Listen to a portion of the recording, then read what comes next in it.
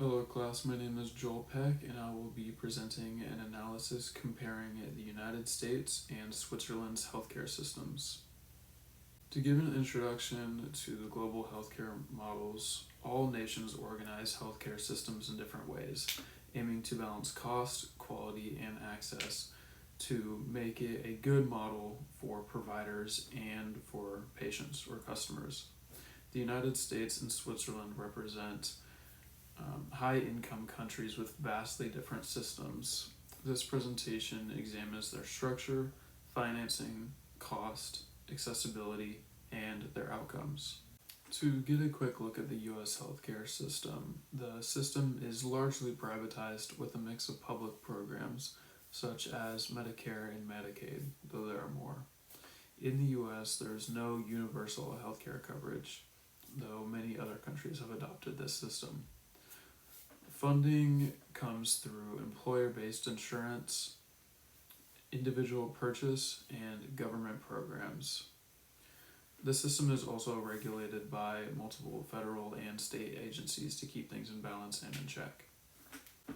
On the other hand, looking at the Swiss healthcare system, they utilize universal healthcare coverage and mandatory private health insurance for all residents. Though the government ensures access and regulates insurers, the care delivery is still private. They also offer premium subsidies for low-income individuals, and in this system, non-profit insurance providers compete in a regulated market.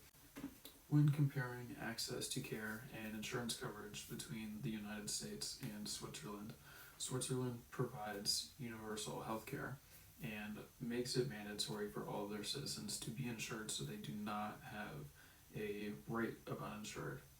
As to where the United States, 8% of the population is uninsured. The waiting times for both the United States and Switzerland are generally low, though the United States does have shorter wait times on average. With universal healthcare coverage, wait times are generally an issue.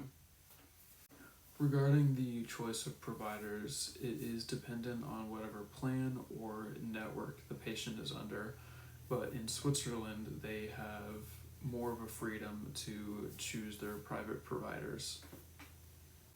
When assessing the aspects of funding and insurance of both healthcare systems, around 18% of the GDP in America is spent on healthcare.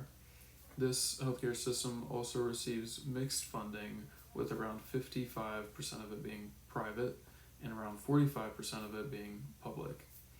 This system also deals with high administrative costs.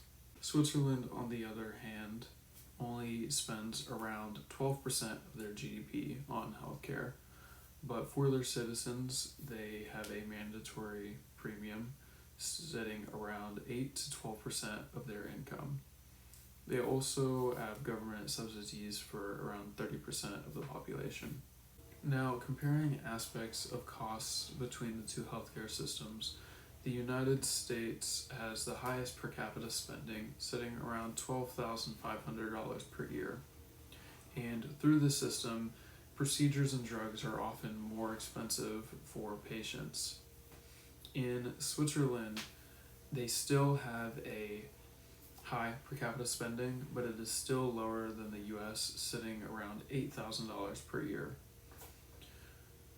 And they have strict controls on prices regarding services, procedures, and drugs. Both systems face sustainability concerns regarding costs and spending. Looking at the difference between health outcomes and quality of care between the two systems, the life expectancy in the United States sits significantly lower than Switzerland's, with the US sitting at 76 years about, and Switzerland's being around 84 years.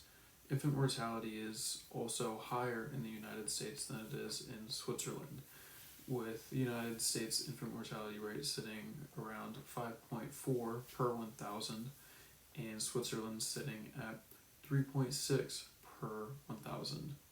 Preventable hospitalizations is also higher in the United States than it is in Switzerland.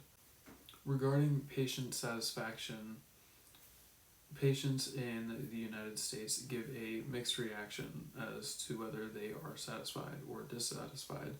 Rather, in Switzerland, most patients have a high rate of satisfaction. Both systems have their individual strengths, with the United States' strengths being that they are very advanced in their medical technology and have top tier specialists to provide care for patients.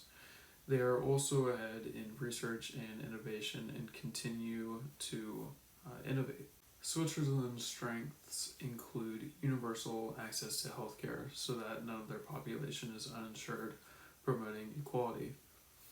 They also provide transparent pricing for patients and consumers, and they have a very balanced public and private approach to healthcare.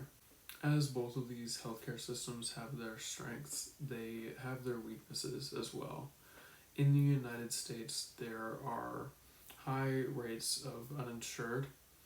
Financial barriers often prevent access to quality care, and there is a complex system regarding administration. In regards to Switzerland's weaknesses, Switzerland has constant rising premiums, and it is often complex for consumers to find a healthcare plan that meets their personal needs. Pricing is also dependent on regions, so that can be complex as well.